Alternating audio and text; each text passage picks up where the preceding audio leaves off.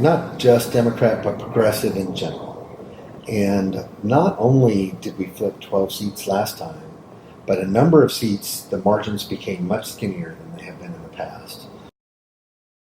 So we're joined today by State Representative John Rosenthal. Thanks for being here. My pleasure. Thanks for having me. You bet. So legislature just ended, and this is your first session. Right. How'd it go? Well, I mean, it was, so first I'll say it's an extraordinary experience. It's a one-of-a-kind thing that I have a lot of positive takeaways from this. And also, there are things about it that can be very difficult, very frustrating. I understand the plight of those in the minority trying to advance, progressive legislation. And I would hugely motivated to come back so that we can be in the majority next time. You told me before we started that the freshmen were a force. We were. Talk about that. I am happy to do that. So the people would say, especially senior folks, would say, your first term, you want to be quiet, more eyes and ears than mouth, and the freshmen were not having that. We flipped 12 seats. I feel like that's a large part of the reason that we were having conversations about stuff that weren't approachable before. Like what? Things like this massive infusion of money into the public education system. Public education finance reform. The previous session was on the order of a couple $100 million, and this one was on the order of 11 billion plus. Billion, so also the entire tenor of the session was changed from the last couple, and that was because of the way the wind is blowing in Texas. And that means you flip that many seats, you cause some of the senior leadership, executive branch to sit up and take notice. This is what the people want. We all ran on healthcare, we all ran on public education, we all talked about mental health. These were common themes that came to the session this time. Switching gears a bit, today was supposed to be when the threat of a Trump tax on Mexico, we called it the Trump's Texas tax because it would have impacted Texas the most. But now that's been scuttled over the weekend, right? And he came to quote unquote a deal. But you signed a letter against that tariff on Mexico. Talk about why you did and sort of what you think about this whole charade. Absolutely a charade, a manufactured crisis. The letter that I signed on to was authored by the Mexican-American Legislative Caucus, MELC, chaired by Rafael Anchia. And I was just on board. I agreed with their position on this.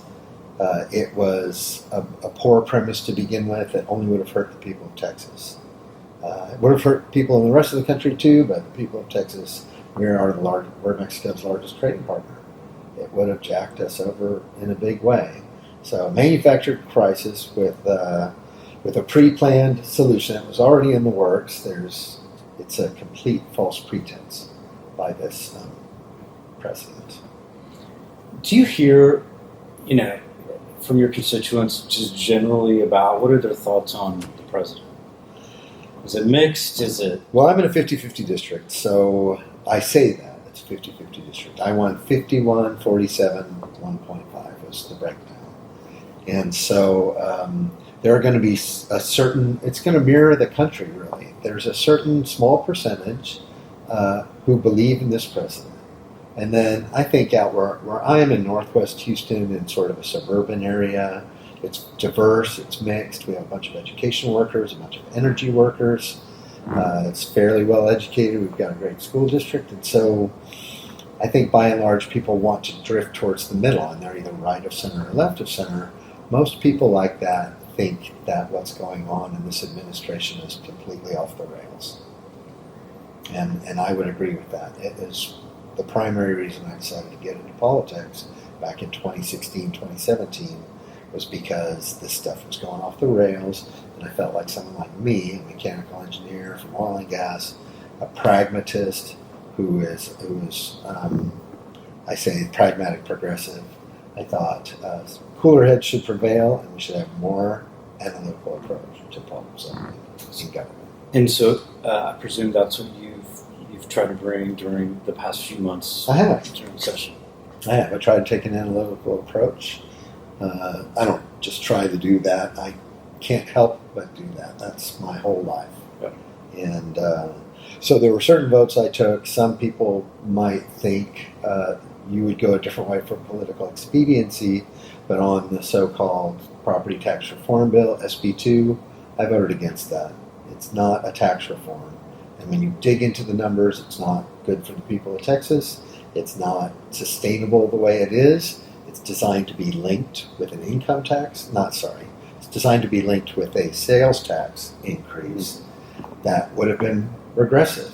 You increase the tax on the poor to relieve the tax on the more wealthy. And I was just opposed to that. Still am. Another issue. Well, first of all, let's stay on the legislature. Okay. You got the freshman award. I did. For what? I am the freshman of the year, named freshman of the year by the Legislative Study Group Caucus, which is the second largest caucus in the House. There's about 70 members, and it is a nonpartisan policy analysis group. So with the largest base of freshmen, all the freshmen are eligible for that. The Democrats, Republicans, no matter what your affiliation. So I was really pleased about that. So you even beat out Republicans. Oh yeah, I beat out Republicans, Democrats, progressives, conservatives. This is about policy.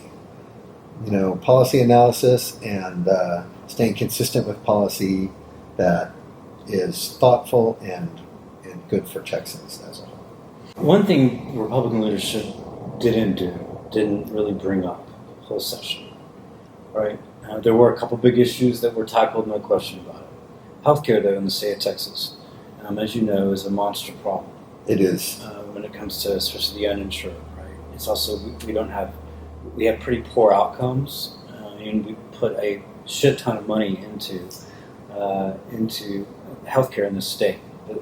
The state government does. So, we could talk all day about Medicaid expansion and all that, but what would you like to see moving forward that, from a policy perspective, is done to bring costs down, bring uninsured down, that kind of thing?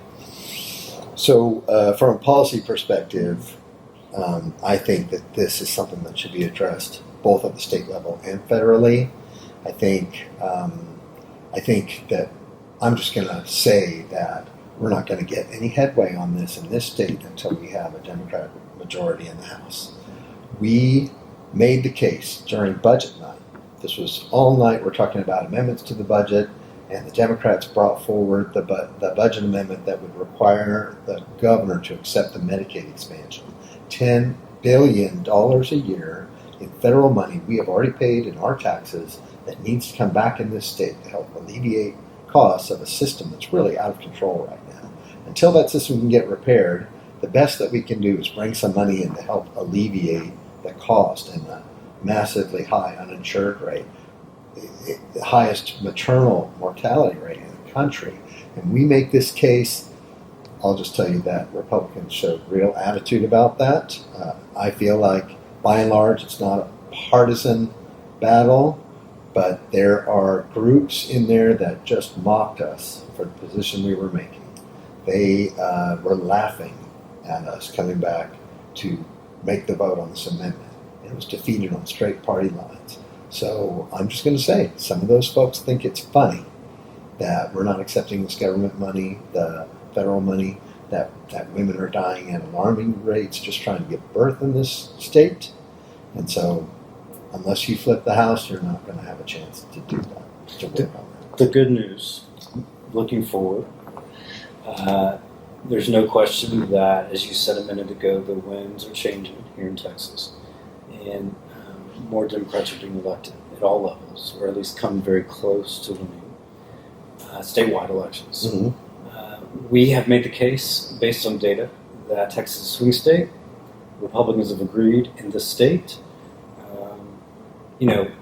That things look pretty darn good for 2020, both at the State House and the U.S. Senate and President.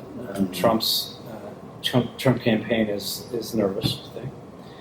What's your sort of political take on the future here in the state? In this state, Yeah. like we've been saying, the wind is blowing our way. And not just Democrat, but progressive in general.